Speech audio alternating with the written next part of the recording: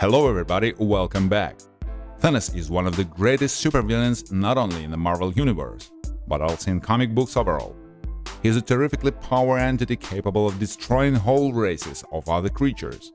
Only if you can match his intelligence, strength and ambition for power.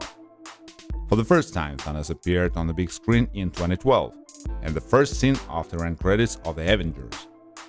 Then we saw him in the Guardians of the Galaxy, where he made a deal with Ronan, promising to eradicate Xander in exchange for the orb. And I will bathe the starways in your blood.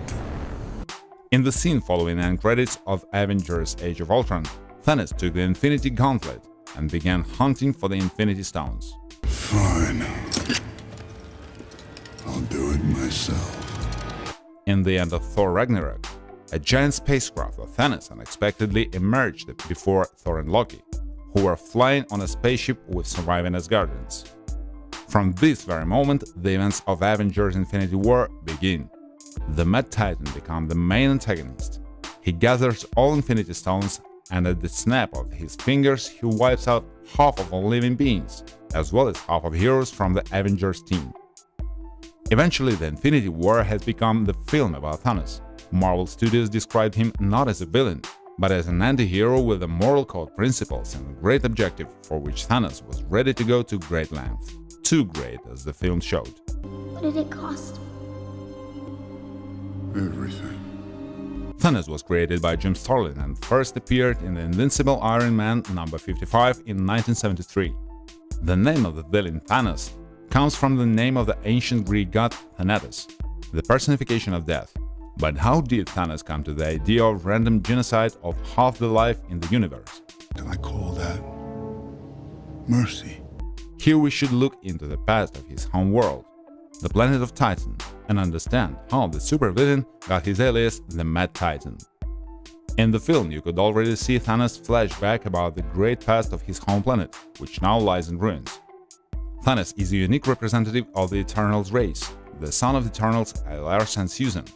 He carries the Deviant's gene, owing to which his skin is more solid and violet if compared to other representatives of his race. Thanos was much stronger than others, and his body absorbed cosmic energy, allowing him to control it. He was never loved by his family, and he spent most of his childhood alone, playing only with his brother Eros. And here begins the apparent discrepancy with the comics regarding Thanos' motivation.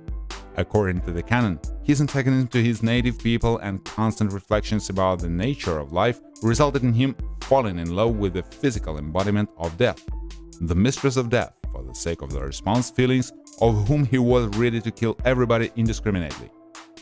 Thanos made sacrifices to her, and his mother became one of them. Growing up, he advanced himself both physically and intellectually.